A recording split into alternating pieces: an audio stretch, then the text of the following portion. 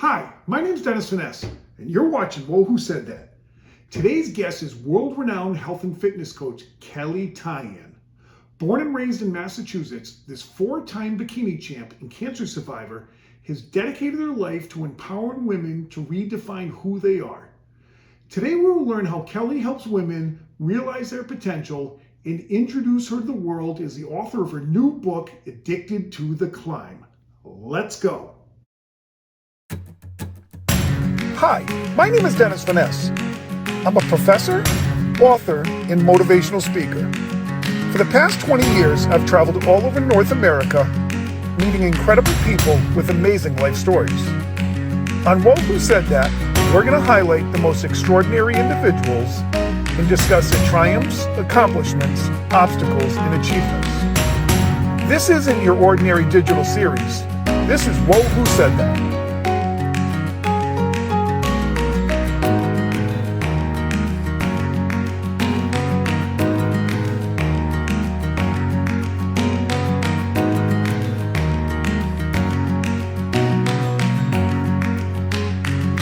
Hi, everybody. This is Dennis Finesse, and you are watching Whoa, Who Said That? Today, I'm honored and excited to have my friend Kelley Tyan to be part of this program. She is a world-renowned master transformation coach for women in faith, fitness, and mindset. And as of December 7th, she'll be releasing as a new author her new book, Addicted to the Climb. Kelley Tyan, welcome to the show. I'm so honored and happy to have you. How are you? Hi, thank you so much. I am so honored to be here. I am doing great, doing great. Very exciting time right now for me. Getting ready for the holidays. Gonna be a fun time of year. It is, it is. It's going to be a little different, but we adapt and adjust to what the circumstances are. So, yep, my dad is coming in. My girlfriend's coming up with her son from Florida. So it will be really special.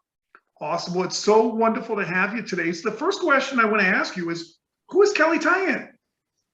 Well, she is a lot of things, and she's been a lot of things. Kelley Tyan is a girl on the climb of life. I am totally addicted to the climb, and I have been since I was a little girl. I started after college. I thought I was going to be a teacher. I loved being around children and teaching. And then I found network marketing. That was the first thing that happened to me. And I loved it. I learned that sky's the limit. I can do what I want. I can make how much money I want. I had amazing mentors. And then I realized, how can I use this to, as I was getting built up by mentors, I knew I had a passion for health and fitness. So I went that route and started a women's boot camp. And working with all these women and doing transformations and helping them in their mindset is how really my path all started to where I am today. I loved working and inspiring women to get healthy on the inside. And it really would always encourage me to stay on my own climb of being healthy. So people always say, how do you stay so motivated? And honestly, it's through working with other people and watching them light a fire in them and get healthy and lose weight and feel good. That motivates me to stay on my own climb. So that's really, in a nutshell, who I am. I love empowering. I love transformation. I love working with women and men in mindset. I really specialize working with women right now, and that's what I've done from my boot camps. But I do have some men clients that lose weight. I mean, my husband's one of them. So Kelley, how do you get women, men to be committed to being motivated and engaged? So I start with baby steps and I really dig deep. Why do you want to be healthy? What does health mean to you?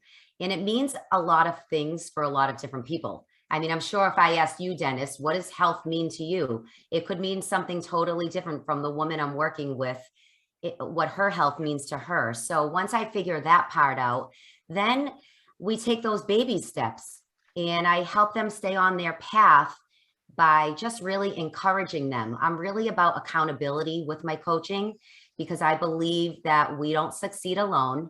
We all need a coach. I'm sure you are in the same as, I mean, we all need someone to guide us, somebody who's a few steps ahead of us. And that's what's helped me. So I take them on that path. Let's start small. Let's not jump in and say, okay, I'm not going to eat sugar and I'm going to take away all the fun stuff. And because that's going to cause them to feel deprived. And when you feel so deprived, you actually go the opposite way. So I start real small, taking those baby steps, one step at a time. And then we start with the next chapter. So it's not a one size fits all. It sounds like you're working with everybody as unique individuals and trying to help them design their own personal goals. Exactly. Because honestly, there's not a one diet fits all. As we all know by now, I could be on one plan. I don't even like to call them diets. I can be on one food plan that my best friend lost 20 pounds on. But when I do it, I gain 20. And that's real. That's how it works. Every body type is so completely different. We can't try to copy what the next person is doing. We have to find out what is best for us, what will work for us, and then eliminate, well, this isn't working, so let me try it this way. And that's where I fit in, because I don't believe in dieting to the max, even though I did do that in my competition days. But it was a great experience, but it can backfire on a lot of people when you're so deprived of different food groups. But what do you tell somebody when they have their goals and they're not reaching their goals? Because that can be quite frustrating. And I'm sure that you've worked with people that just want to give up if, maybe they're not getting the results. I mean, I know myself, I like to make sure that I have results immediately. And when it comes to, dieting, transformation, the results may not necessarily be immediate. How do you have somebody keep on track in the eye and the prize and the goal without getting frustrated or wanting to quit? That is such a great question. And that's how everybody thinks. Well, if I didn't see results in a week, it's not working. Well, first, we know the old saying, Rome wasn't built in a day. That's how our bodies are. I say, well, how long did it take you to gain this weight? And if they say, well, 6 months, well, then let's match that and at least be kind to yourself, be patient and give yourself 6 months to take it off. People forget. They get to a place where maybe they're 25 pounds up, 50 pounds up plus, and they forget that they've been doing this for years. And when they start a plan, they want the microwave to, it's a microwave thing, like put it in the microwave and I'm going to come out with a 6-pack in 60 seconds.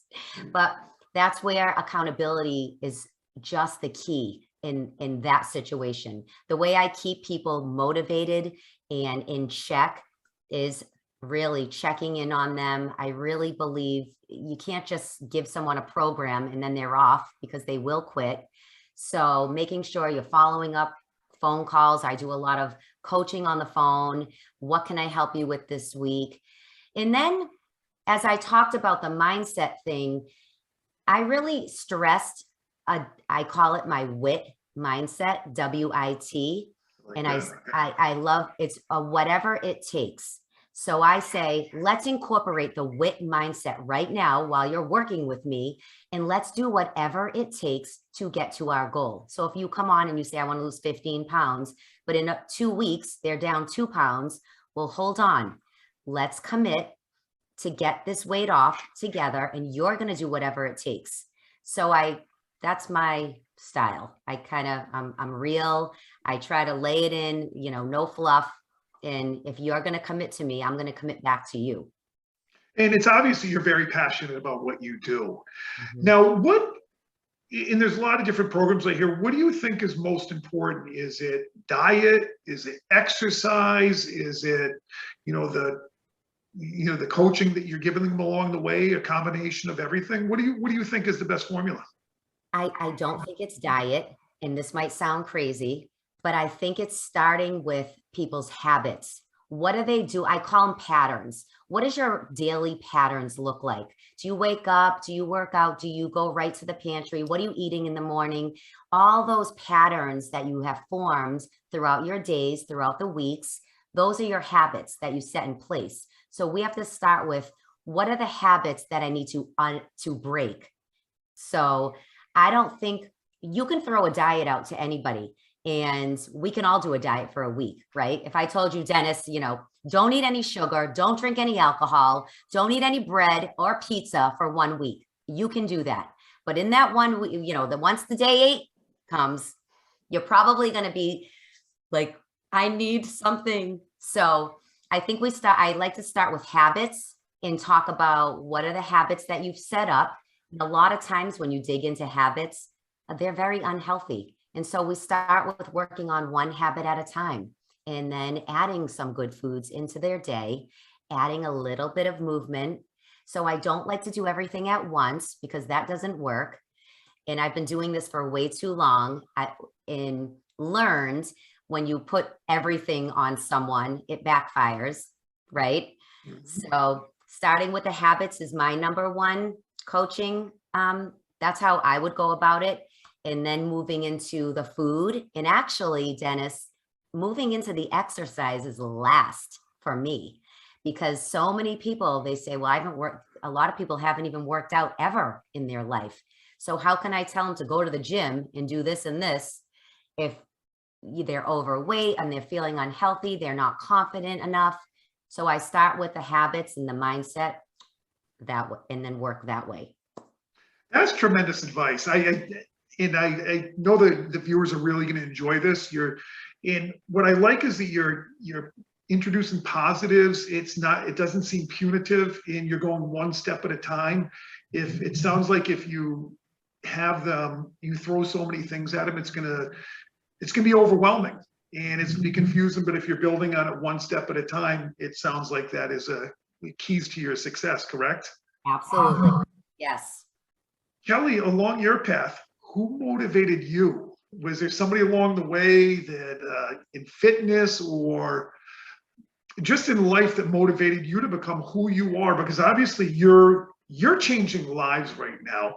There's somebody that piqued your interest earlier on in life. Who would that be? Or is it multiple people? It's a few, but the number one person that really just changed everything in my life is my mom. My mother really made an impact on me. She passed 4 years ago, but as you grow up and you really think about who you are as a person, and I do a lot of personal development work with myself. I do a lot of quiet time reflection. My mom made such an impact on me because she just instilled a positive attitude, a positive outlook. Faith plays a huge role. It played a huge role in my family, in my upbringing, and not religion necessarily, just faith, relying on something of God to me. So instilling that in me has given me faith in myself that I can conquer all things. And I truly believe that now at this age. And, along the lines, I've met other people that really have made an impact in my life, and a couple of fitness people, like one of them, her name is Laurie Harter. She really watching her in her journey, really, she started as a fitness competitor. She was gracing covers of magazines. She lost everything, then came back. She was overweight, then was very fit. And she started a podcast, and I just would listen to her podcast. And it was very positive about really working on yourself and that self-development that I talked about. And so you can find the motivation, and that should come from within. I don't think motivation comes from outside sources necessarily. You have to develop your own motivation inside you so you can keep going. And so my mother, number one, and Laurie really made an impact. Your mom was an amazing woman, absolutely amazing woman. And you know what? That leads me to another question. How do you get somebody motivated to become self-motivated that maybe they lack self-confidence and to get them to become motivated within, because that can take a lot to build that self-confidence. Mhm. How do you do that? Because, in one of the things in knowing you, Kelly, is you're an extremely positive individual. And when you're positive, I have a feeling that's going to go a lot it's going to go a lot further in what you're doing than somebody that's negative, that's condescending. Can you talk about that a little bit? Sure. I love talking about this because that's probably my number one question. Kelly, I'm not motivated. How do I get motivated? Well, it goes back to me showing you those first few baby steps. Because when somebody, say you've never worked out before, or you really just eat fast food and you don't know how to eat clean, and you feel like sluggish all the time and low energy and, not confident, as you said, when somebody like that starts taking that first step, maybe they have a salad at lunch and instead of the pizza and french fries.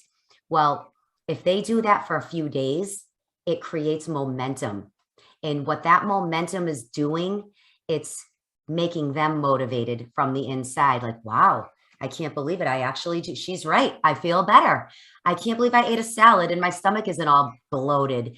I want to do that again. So once you give someone a few steps to take and they start feeling good and you can tell they're feeling better and feeling a little more happier, that's exactly the way motivation is formed. The more you have momentum, the more you create positive momentum in whatever area. It can be in anything. When you start taking those positive steps forward and you feel better, your momentum creates your motivation to want to keep going. This is tremendous advice. Now, Kelly, I believe it was 2 or 3 years ago, we sat at Starbucks. I don't think we eat anything we shouldn't have been eating. And you spoke to me about you've had this lifelong goal where you wanted to publish a book. Mhm. Now we're sitting 2, 3 years later, and I remember that day and how passionate you were. And that is a big project to tackle. Addicted to the Climb. Yes. Now, give us a little sneak peek. Tell us about it. So addicted to the climb was a term that came to me when we probably met, because at that moment, I didn't even have a podcast out. So I had heard an interview somewhere around the time we met, and somebody said, well, they were asking the person that they were interviewing, they said, everybody's addicted to something. And she said, what are you addicted to? And the woman gave her answer, but I immediately shut the TV, my radio off, my podcast off. And I was like, I don't think I'm addicted to anything. There's nothing. I can't believe this woman asked her that. We're not all addicted to things. I don't have an addictive personality. And then right away, I said, I am addicted to climbing higher. I don't stop. I love being challenged. Without challenge, there is no change. I've always been like that. I love going to that next level. And I said, addicted to the climb. So that's where that term came from. And I started my podcast. And then I knew someday that I was going to write a book. That's when I reached out to you. And putting it all together, I said, I'm going to keep my brand addicted to the climb, because that's really who I am. I want others to join me on the climb and stay on the climb with me, whether it's in faith, whether health, fitness, their goals. And so the book is 30 personal stories, 30 faith-fueled stories that I've written over the past 3 years. And I'm not going to tell you really that much. You'll have to go out and buy it December 7th. Absolutely. I want my copy right away. Yeah, it's really faith infused, just to help people, give people hope, courage, and inspire them to really keep on climbing, because life is always full of setbacks, no matter what road we're on, and we can't fall off. We have to keep going. If you don't keep showing up for yourself, nobody's going to do that for you. And I truly believe that. I had to peel myself off the ground after losing my mother, my best friend. And, I was crumbling and I was scared. And I didn't like that place. And unless I picked myself back up, nobody was going to do that. So Addicted to the Climb is all about getting back on the climb. Let's do this, whatever it takes mentality. And helping people just see that they can do it. If I can do it, they can do it. Kelly, you've been doing it for many years. The courage, the hope, the motivation, the pick me up when people are down. You've done it. You've changed many lives. And I know in the years to come, it's definitely going to be that much more. It's a Saturday night for you. You're not doing fitness. You're not writing your book. You're not talking to people. What is that thing that settles you down? What's your favorite thing to do to settle down? Okay. Most of the time, it's being with my family, or sitting on the couch, watching Netflix, something like that, just zoning out. And if you really want to know what I'm watching, you're not going to want to know because it's right now I'm watching Dynasty. Right? I was just going to ask that question when you watch. That's awesome. It's like a soap opera, so you can kind of just zone out and you not think too much.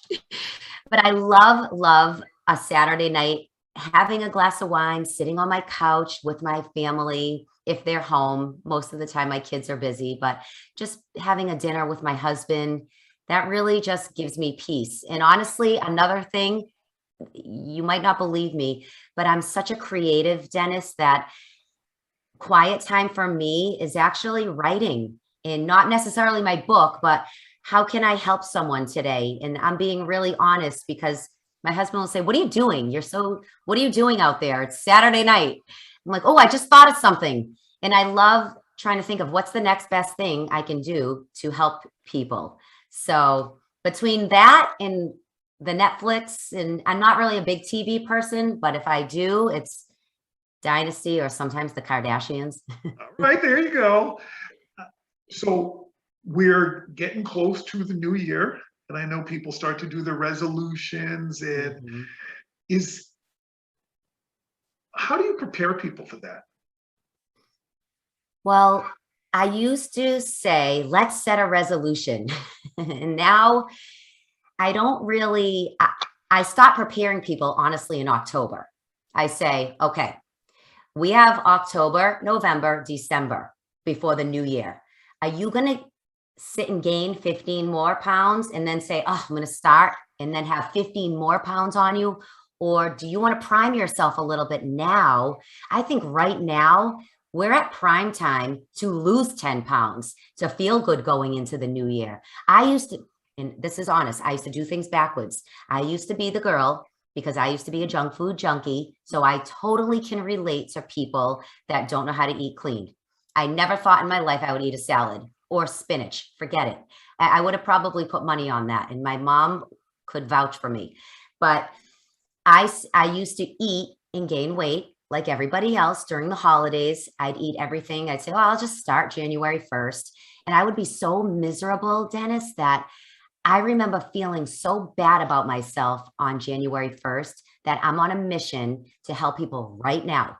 Like, let's do this right now to set you up when January 1st comes, that maybe you just keep your weight at the same point it's at right now instead of gaining.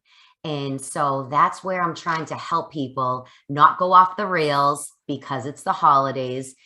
And I tell my people that we're always going to have the holidays. There's always a birthday. There's always Mother's Day. Absolutely. There's always Halloween. I mean, listen, once a month, we have a holiday pretty much. I mean, Valentine's Day is in, how many chocolates can you eat?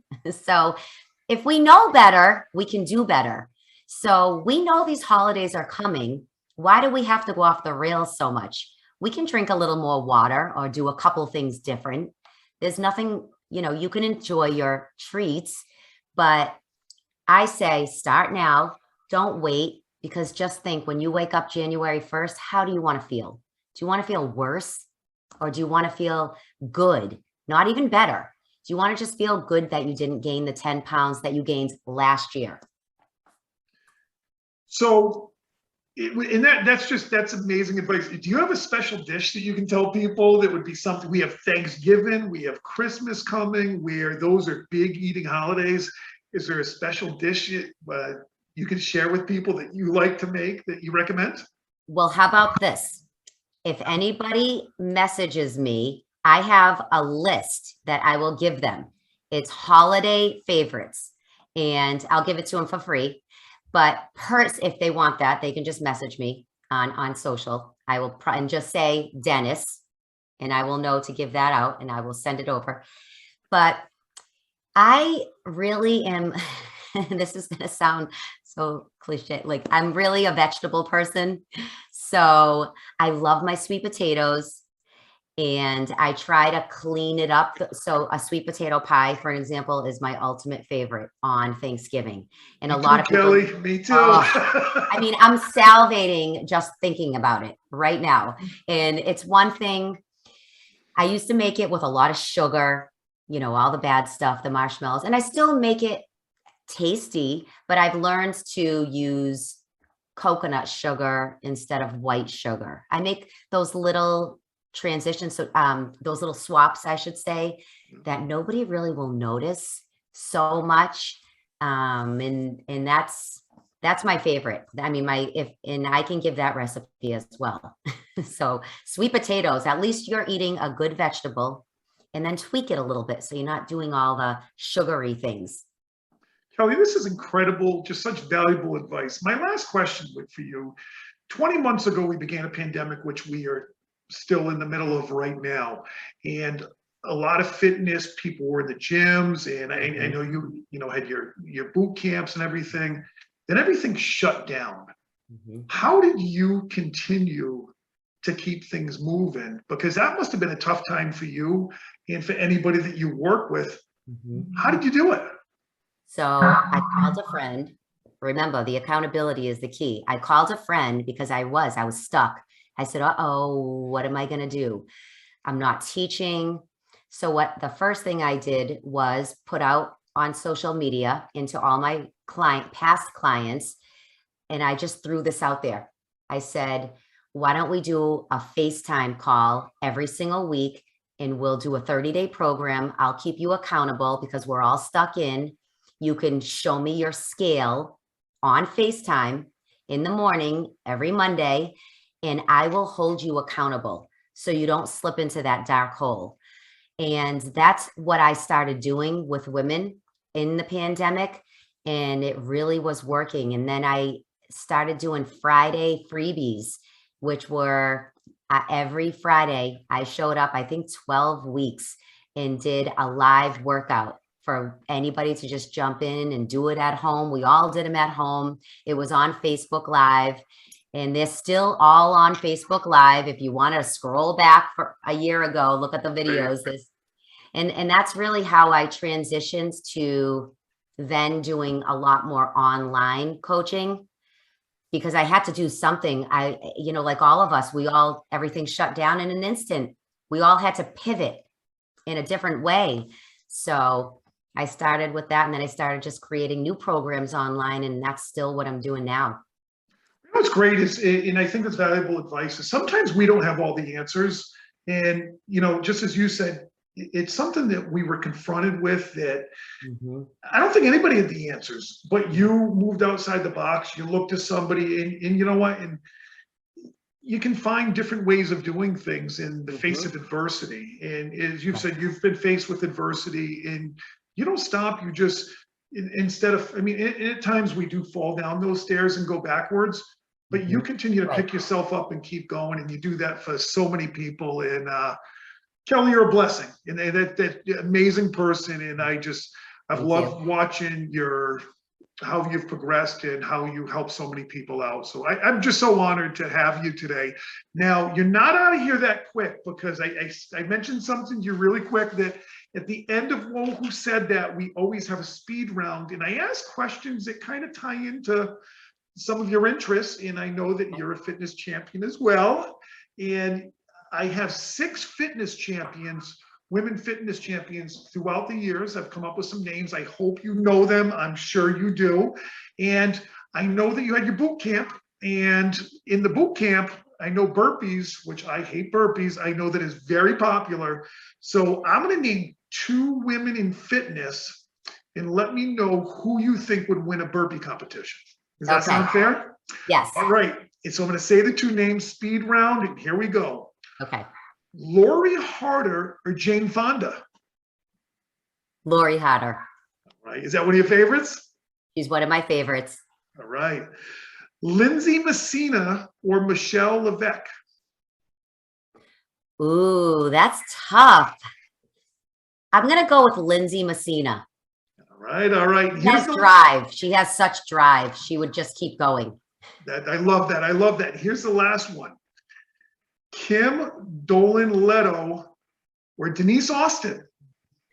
Oh, that's another good comparison. Ooh, I'm going to go with Kim, Dolan, Leto.